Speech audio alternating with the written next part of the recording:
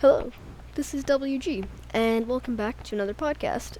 So today, instead of talking about books, I'm going to talk about world building.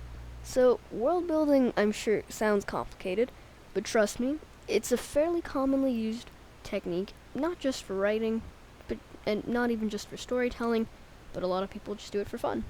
So, without further ado, let's get straight into the video. Oh, but before I begin, did you see the new thumbnail in this video? Well, I'd like to give a thank you to my friend over at Ultimate Thumbnails, where he produced my thumbnail. I'm going to leave a link to his website in the description below, where you can order your own thumbnails from him. Check out his very great deals and his very well-designed website. So, without further ado though, let's get back into the video. First of all, what exactly is world building? I'm sure many of you guys are asking. Well, world building is where you create a new environment for your story to exist in. So let's say, for instance, and world building is generally the domain of sci-fi and fantasy, but anywhere where you're using made up or fictional locations, environments, like laws of gravity or physics, anything like that, that falls under the domain of world building. So, let me give an example. J.R.R. Tolkien set his entire universe in Lord of the Rings and The Hobbit in a fictional world. Mordor, the Shire, the town of Bree, all of that was completely fictional. And while it may have been inspired by certain locations, I'm not sure of that, don't quote me on that, but it is still completely fictional, and therefore it is considered world building. And I must say, J.R.R. Tolkien did a very admirable job when creating his world. It is a masterpiece to read, and he explains it so elegantly. I'm not trying to advertise his book here, but please, if you haven't, do check it out. It's a very good book. And so, secondly, as I mentioned, another example of world building would be in the Chronicles of Narnia. So, Narnia for those of you who haven't read it, Narnia takes place in England during if I'm not mistaken, the height of the Second World War. I believe that's when the second book is based, yeah, if I'm not mistaken. Anyways, Narnia takes place during that point of time, so technically it would not be considered world building. However, the rest of Narnia occurs in the fictional world of, Narnia. And as such, and the author, C.S. Lewis, crafted the entire world of Narnia, where the book exists. Fictional locations, countries, oceans, and that's just the tip of the iceberg on what we see in the books.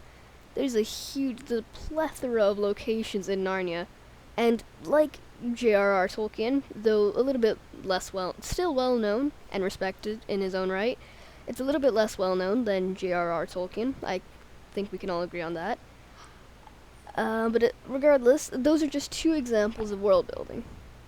So, I'm going to give you guys some pointers and tips on how to world build. So, world building is something not exactly that I have years and years of experience with it, but I've been world building and experimenting with it for quite some time now. And I want to give some tips and tricks on how to world build. So without further ado, let's get straight into it. So the first thing that I think I can say that you need to do for world building is there is two main strategies. Either you can start outside in or inside out. Let me explain. So when you're creating a world, let's first explain outside in. You can either start with the big picture, the solar systems, the name of the world, how large you want it to be, major alliances, countries, huge parts of the world, and huge dynamics of it, or laws of physics, things like that. Or you can start inside out. Start with the smaller things, let's say you want to have a village called Shamsitian. I believe that's a real village, in modern-day Afghanistan, I believe. So let's say though, for argument's sake, you want to have a village called Shamisatian in your in your world. And then you also want in that village, you want it to be known for its locally grown fruit. So you're starting with all these really little minor things that don't affect the rest of the world on a larger scale, but it's just little small things like that. And then you gradually get bigger and bigger. So you start with this village, and then you start with a river that the townspeople use for planting crops and getting water. And then you go on to the lake, which the river leads into, and then the larger cities on the lake, and then the river which connects the lake to the sea, or to the open ocean, and ports along that area, or like little details like constellations in the skies, the patterns or different bugs or insects in your world, different types of trees, plants, that's all inside out, and then you gradually progress and move on and on. So like from bugs and insects and trees up to factions, or different, if you really want to, different cults in your world, and keep moving on and on up the ladder like that. So it's really up to you. Personally, I go with the outside in style of world building, but it's really all your personal preference. If you want to start small so your world doesn't get too out of hand or too unmanageable really quickly, I would recommend going with the inside out style, because world building can seem very overwhelming at first, but it's really not too hard, I'll be honest, and it's really enjoyable for some people. So the second thing I want to talk about is are some tools that you can use for world building. So what I mean by tools is what you need to represent your world. So personally, I know a couple of things that I do, like I will draw a map of my world. So there's a lot of online mapping resources like Inkarnate and Wonderdraft. I'll link Inkarnate in the description below. It's a free mapping software. It's pretty basic if you want to go for the free version, but it still gets the job done, and it's pretty cool. Or you can do what I do, and you can just get a pen and paper map. It's all up to you, really. And you can also write in certain sections of your world. So you can go to something like World Anvil. I'll also link that. And World Anvil basically allows you to write down all the aspects of your world. So like some things that you might want to include, like a timeline of the major events in your world, things like that. You'll want to use different tools for this. Like, in reality, you could probably get away with just using a Google Doc or Microsoft Word, and then just adding in images using like Google Drawings or Paint. So it's all up to you. World building, you can get all the fancy pro premium softwares like Inkarnate Pro. You can get Microsoft Office, but really all you need is a pen, a paper, and a steady stream of ideas. So the last thing that I assumed is about world building, and I think a couple other people do as well. You do not need to have a story to make a world. You can just make a world for the heck of it. So what I mean is, a lot of authors will make a world for their story, but you don't need a world. Well, you don't need a story for a world. It's not the same the other way around. So I can make a world. Let's say I wanted to world build a place called Galambia.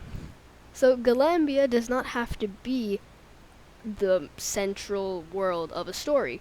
I can just make Galambia if I wanted to, for fun. A lot of people do this, and it's kind of fun, honestly. Like, pretending to see, like, what would happen if, like, let's say you wanted to pretend that there was two factions, maybe inspired by real forces in your life, except, more powerful in your world. It's entirely up to you. You don't have to be a talented author.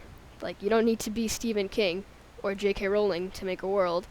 You just need to have ideas. That's really it. And even if you don't have ideas, or you struggle with things like naming, there's a ton of free resources online. Like, I personally use a lot of fantasynamegenerator.com. I'll have to link that. So, yeah, there's a lot of... you don't need much, and you don't need to write a story for your world. It's all up to you. So, yeah, I'll be honest, there's nothing else that I can think of that I really need to mention about world building. Oh, yes. So there's one more thing.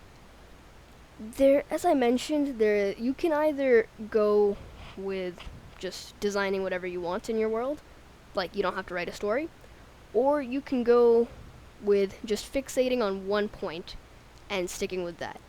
So let's say, for instance, you want your story to be, let's say you want to write a story and you need to create a world for it. Create the plot of your story and then your world. So let's say the plot of your story is that a group of people who are loyal to the shark god on their island see a bunch of sharks who eat their populace whenever they go out swimming. Their beach let's say they're an island civilization. So maybe the plot of your story is that some of them